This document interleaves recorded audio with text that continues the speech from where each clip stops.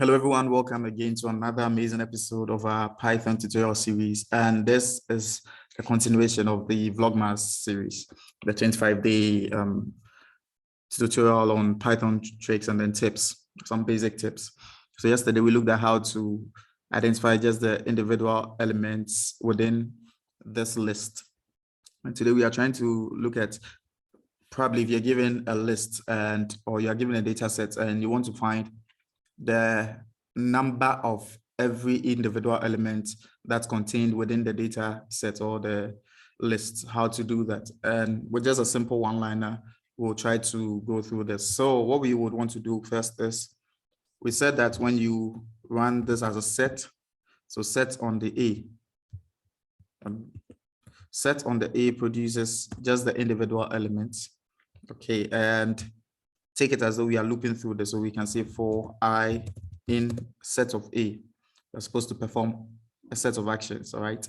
Now, if we were writing the older format of for loops, we would have just brought the colon here and then performed a set of actions. Okay, but that's going to be a number of lines, and so that would also take a certain amount of memory as compared to just having it as a one-liner. Okay, so let's take the basic way of doing it first. So for I in A, let's say we would want to print out, for instance, the I itself, and then also want to see a.count of the I.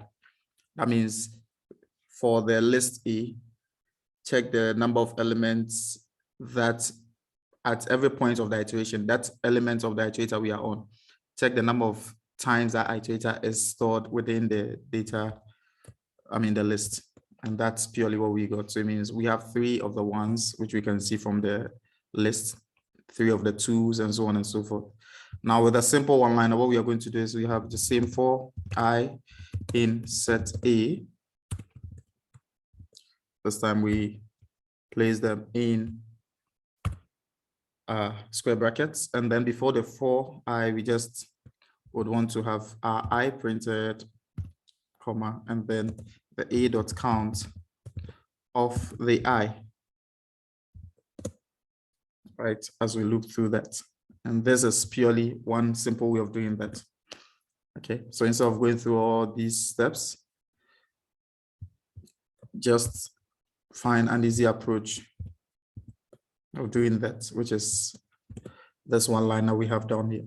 All right, so I believe you enjoyed today's session. If you have any question, don't forget to leave it in the comment section, and then the team would respond to you.